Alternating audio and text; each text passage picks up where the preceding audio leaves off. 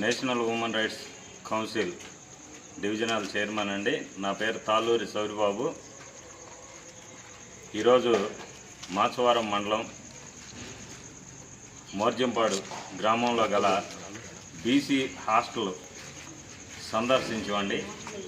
మా టీము సందర్శించిన తర్వాత ఇక్కడ మాకు తెలిసింది ఏంటంటే, పిల్లలు చదువుకోవటానికి వచ్చారు. వాళ్ళు ఏమంటున్నారంటే, మాకు చదువు అవ్వట్లేదండి అని అంటున్నారు.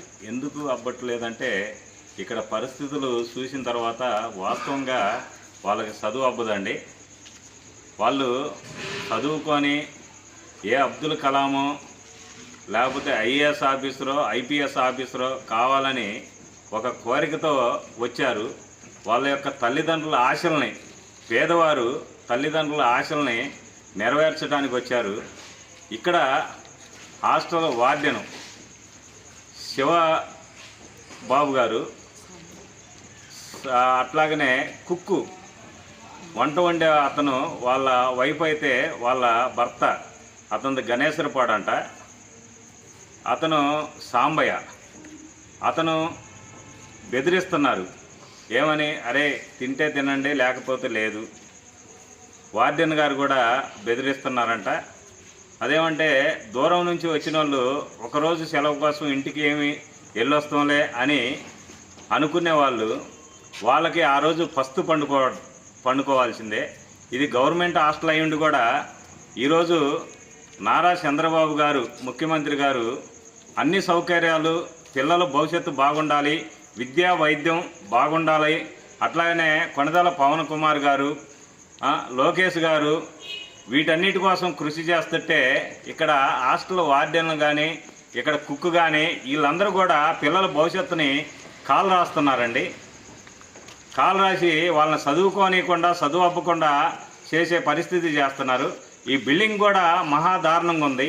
ఈ బిల్డింగు మహాదారుణంగా ఉంది. ఫ్యానులు లేవు, ఒక సేఫ్టీ లేదు, ప్లస్ ఒక వాచ్మెన్ లేడు, ఇక్కడ బాత్రూమ్ లేవు, లైటులు లేవు, సక్రంగా బాత్రూంలో లైట్లు లేవు, చీకటిగా ఉంది. బిల్డింగ్ పక్కన పాములు వస్తున్నాయంట.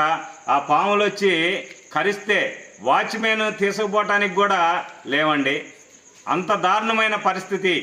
అంత దీనంగా భయం గుప్పెట్లో పెట్టుకొని బతుకుతున్నారు ఇక్కడ యొక్క పిల్లలు, 10th క్లాస్ పిల్లలు. అదిగాక ఆ 10th క్లాస్ పిల్లలు ఈ టెన్షన్తో ఉండి ఎగ్జామ్ రాయలేక మెంటల్గా ఇబ్బంది పడుతున్నారు. అందుకని గవర్నమెంట్కి మేము కలెక్టర్ గారికి పెడతాం, అట్లాగనే ఎంఆర్ఓ గారికి లెటర్ పెడతాం. వీళ్ళకి న్యాయం జరిగేలాగా మేము కృషి చేస్తాం.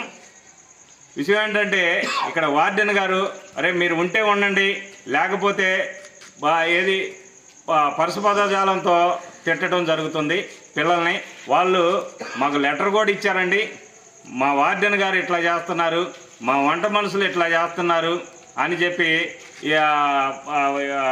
లెటర్ కూడా ఇచ్చారు వాళ్ళు స్వయంగానే. అందుకని ప్రతి ఒక్కరు, ఎందుకంటే మన పిల్లల భవిష్యత్తుని వాళ్ళ చేతుల్లో పెట్టాం. వాళ్ళ పిల్లలనేమో హై స్కూల్లో, ప్రైవేట్ స్కూల్లో ఉన్నతమైన స్థానాల్లో చదివించుకుంటున్నారు. మేము ఒకటే అడుగుతున్నామండి, మా పిల్లలకి చదువుని అబ్బే విధంగా మీరు ప్రోత్సహించండి. ఎందుకంటే మా పిల్లల యొక్క భవిష్యత్తుల్ని మీరు కాలు రాయబాకండి. ఎందుకంటే వాళ్ళని చూస్తుంటే నాకే ఏడుపు వస్తుంది, ఎంతో బాధగా ఉంది. అందుకని మేము ఇది సీఎం గారి దృష్టికి కూడా తీసుకెళ్తాం. తగిన ఆఫీసర్లకి తగిన చర్యలు తీసుకునేలాగా చేస్తాం. ఎందుకంటే పిల్లలు చాలా బాధపడి ఇబ్బంది పడుతున్నారు. అటువంటి వాళ్ళని ఒకటే చెబుతున్నా, వార్డెన్ గారు లేకపోతే అది వంట అతను మేల్కొని పిల్లల్ని సక్రంగా, మీకు పిల్లలు లేరా అని మేము అడుగుతున్నాం.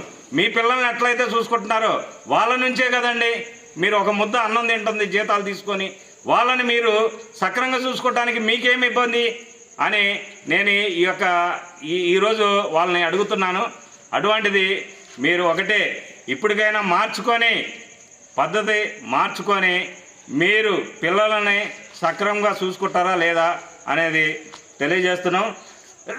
సక్రమంగా చూసుకోకపోతే మీ యొక్క ఆఫీసర్లకు మేము లెటర్లు పెట్టి మీ మీద చర్యలు తీసుకునేలాగా చేస్తామని తెలియజేస్తున్నాం.